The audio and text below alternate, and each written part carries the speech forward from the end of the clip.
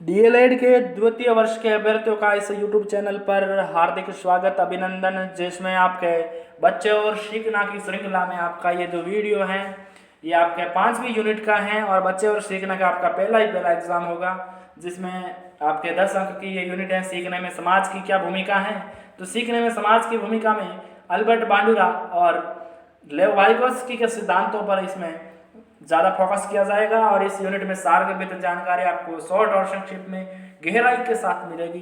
तो इस वीडियो को पूरा जरूर देखिएगा, स्किप मत कीजिएगा। तो स्टार्ट करते हैं इस वीडियो को। स्वयं से बातें करना, खुद से ही बातें करना, इंटरनल स्पीच, ये क्या है? ये व्यक्तिगत वार्तालाप, कुछ शाब्दिक शब्दावली है यहाँ पर। फिर वास्तविक विकास क्या है? तो वास्तविक विकास वह विकास है जो किसी की भी बिना मदद के सीख सकते हैं, जो किसी की बिना मदद के विकास हो जाए, वो वास्तविक विकास। वाइगोत्स्की ने अपने सिद्धांत में भाषा और विचार पर बल दिया है। किस पर दिया बल? वाइगोत्स्की ने अपने सिद्धांत में भाषा और विचार पर बल दिया है। बंडुरा ने अवलोकन और अनुकरण, प्रक्षेपण, मॉडलिंग, इस पर बल दिया है। बंडुरा ने अवलोकन अनुकरण पर बल दिया है। बंडुरा के अनुसार बच्चे पुनर्बलन से सीखते हैं और वाइगोत्स्की ने जो बच्चों को सीखने के लिए सहारा दिया जाता है, मदद करी जाती है, उसके लिए एक शब्द यूज किया है, वो है स्कैप फोल्डिंग। वाइगोत्स्की ने सहारा देने के लिए एक शब्द यूज किया है, स्कैप फोल्डिंग। फिर भाषा द्वारा विचारों को व्यवस्थित और अभिव्यक्त किया जाता है, ये तो एक जन सामान्य सी बात है। अल्बर्ट बांडुरा व लेव वाइगोत्स्की ने संज्ञानात्मक विकास में समाज को महत्वपूर्ण माना है और हम पढ़ रहे हैं सीखने में समाज की भूमिका। इसलिए हम अल्बर्ट बांडुरा और लेव वाइगोत्स्की के सिद्धांतों के इर्द गिर्द चलने वाले हैं, क्योंकि हम सीखने में समाज की भूमिका समझ रहे हैं, पढ़ रहे हैं। और अल्बर्ट बांडुरा और लेव वाइगोत्स्की ने संज्ञानात्मक विकास में समाज को महत्वपूर्ण माना है। फिर संज्ञानात्मक प्रक्रियाएं क्या क्या हो सकती हैं? तो भाषा है, विचार है, तर्क है, सामाजिक अंत्यक्रिया है, इनके द्वारा संज्ञानात्मक प्रक्रियाएं विकसित होती है। बच्चे के सीखने में बच्चे का परिवार है, समुदाय है, विद्यालय है, मित्र मंडली है और शिक्षकगण हैं, ये महत्वपूर्ण है, क्योंकि समाज में, समुदाय में कौन कौन आते हैं? बच्चे का परिवार है, समुदाय है, विद्यालय है, मित्र मंडली है, शिक्षकगण है, ये सभी बच्चे के सीखने को प्रभावित करते हैं। प्रेक्षण आधारित सीखना, ये क्या है? किसी चीज को प्रेक्षण के आधार पर सीखना, यानी सामाजिक परिस्थितियों से हम अक्सर औरों के व्यवहार को केवल देखकर ही बहुत तेजी से सीख लेते हैं। सामाजिक परिस्थितियों में हम अक्सर औरों के व्यवहार को केवल देखकर मात्र ही, यानी प्रेक्षण, उसको देखकर मात्र ही सीख लेते हैं, निरीक्षण करके मात्र से ही सीख लेते हैं, तेजी से सीख लेते हैं।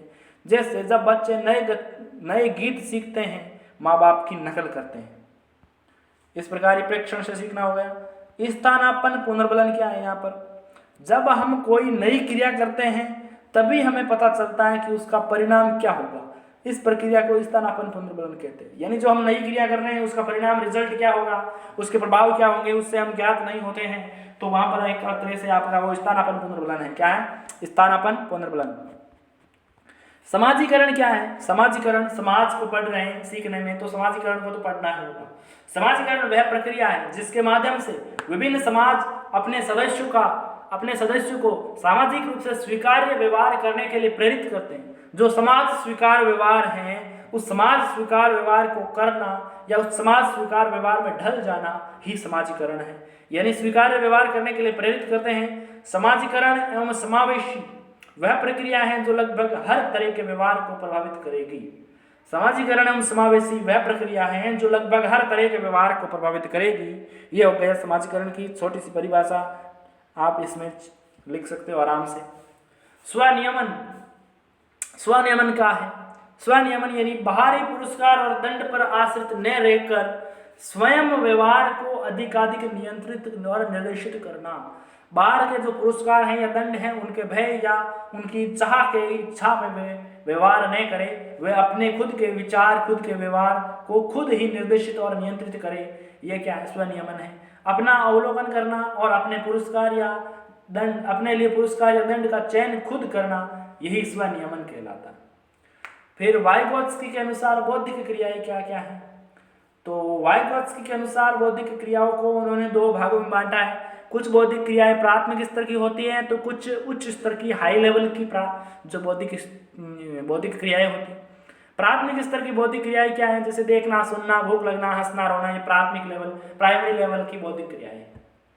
उच्च स्तर की बौद्धिक क्रियाएं हैं जैसे सोचना, याद करना, भाषा, चिंतन, मंथन, विचार विमर्श, विश्लेषण, ये उच्च स्तर की बौद्धिक क्रियाएं हैं। वाइगोत्स्की के अनुसार संज्ञानात्मक विकास हेतु महत्वपूर्ण क्या क्या है? वाइगोत्स्की क्या कहता है कि संज्ञानात्मक विकास किसके ऊपर होता है, किसके ऊपर आधारित होता है, किसके कारण संभव होता है? तो व्यक्तिगत वार्तालाप यानी सेल्फ स्पीच, वास्तविक विकास, समीपस्थ विकास, जोन ऑफ अप्रोक्सिमल डेवलपमेंट, समीपस्थ, सहारा लगाना, स्कैफोल्डिंग, भाषा तथा विचार को भी महत्वपूर्ण माना है। तो इस प्रकार वाइगोत्स्की ने संज्ञानात्मक विकास हेतु इन महत्वपूर्ण कारकों को परिभाषित किया है। फिर प्रेक्षण आधारित सीखने की उपक्रियाएं क्या है? प्रेक्षण में क्या क्या होता है भाई? प्रेक्षण में जैसे किसी भी चीज पर ध्यान देना यानी अटेंशन, याद रखना यानी रिटेंशन, क्रियात्मक पुनरुत्पादन क्रियाएं जैसे मोटर रिप्रोडक्शन प्रोसेस, क्रियात्मक पुनरुत्पादन क्रियाएं यानी मोटर रिप्रोडक्शन प्रोसेस, ये भी होता है प्रेक्षण में। प्रेक्षण में पुनर्बलन और अभिप्रेरणा भी होता है, यानी रीइंफोर्समेंट एंड मोटिवेशन भी होता है, पुनर्बलन और अभिप्रेरणा भी होता है प्रेक्षण में। ये प्रेक्षण पर आधारित उपक्रियाएं हैं, तो इसको भी ध्यान में रखना। नेक्स्ट है आपके लिए बंडूरा के सामाजिक संज्ञान के सिद्धांत का शैक्षिक निहितार्थ क्या है? मतलब शिक्षा में उसका क्या फायदा है, क्या अनुप्रयोग है, क्या उपयोग है, जो बंडूरा ने शिक्षा के संबंध में जो सामाजिक विकास का सिद्धांत दिया है। लालन पालन में अहमियत, परोपकारी व्यवहार पर मॉडल का प्रभाव और जनसंचार माध्यमों का प्रभाव है, उसमें उपचारक साधन है, मूल्यांकन पद्धतियां और बच्चों की स्वकुशलता, व्यक्तिगत स्वकुशलता के बजाय सामूहिक स्वकुशलता का बोध। इस प्रकार बंडूरा के सामाजिक संज्ञान सिद्धांत का शैक्षिक निहितार्थ है। इस प्रकार का बड़ा प्रश्न आ सकता है। वाइगोत्स्की के सामाजिक सांस्कृतिक सिद्धांत की विशेषताएं। वाइगोत्स्की के सामाजिक सांस्कृतिक सिद्धांत की विशेषताएं क्या क्या है? तो जो वाइगोत्स्की के सामाजिक सांस्कृतिक सिद्धांत है उसकी विशेषता इस प्रकार है कि कक्षा में सहगामी अधिगम के विकास में सहायक है। वो प्रत्येक बालक की अलग अलग सामाजिक सांस्कृतिक पृष्ठभूमि होते हुए भी अपनी अपनी समता, योग्यता, द्वेषता के साथ साथ अनुभव व संस्कृति के कारण नए विचारों के माध्यम से योगदान देता है।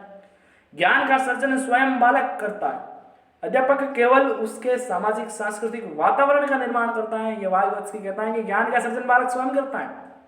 फिर चौथा पॉइंट कि बालक की ज्ञानात्मक विकास भाषा पर निर्भर करता है। जो बालक का ज्ञानात्मक विकास है, जो उसका डेवलपमेंट होगा, वो उसकी भाषा कैसी है, सेल्फ स्पीच किस प्रकार करता है, वो इस भाषा पर निर्भर करता है। अतः बालक की भाषा का विकास किया जाए और ये विचारधारा पर आधारित हो। फिर पांचवा पॉइंट है बालक की उच्च मानसिक क्रियाओं को समझने के लिए उसके सामाजिक सांस्कृतिक पृष्ठभूमि को जानना भी आवश्यक है। जो बालक की उच्च मानसिक क्रियाएं हैं उनको समझने के लिए उसके सामाजिक सांस्कृतिक और पृष्ठभूमि को जानना आवश्यक है। इस प्रकार जो बच्चे के सीखने में समाज की भूमिका हमारी यूनिट थी, उस यूनिट में हमने अल्बर्ट बांडुरा और लेव वाइगोत्स्की के विचारों को पढ़ा और उनके इर्द गिर्द जो सिद्धांत के इर्द गिर्द चल रही घटनाएं थी उनको पढ़ा और हर संभावित तो छोटे बड़े प्रश्न को इस वीडियो में शामिल किया। ये वीडियो आपके लिए बहुत ही मददगार होगा। अपने दोस्तों को भी इसके बारे में बताएं, शेयर कराएं और वीडियो अच्छा लगा तो लाइक करें और कमेंट बॉक्स आपके लिए खुला है। तो वीडियो देखने के लिए आपका तहे दिल से धन्यवाद। जय हिंद, जय भारत।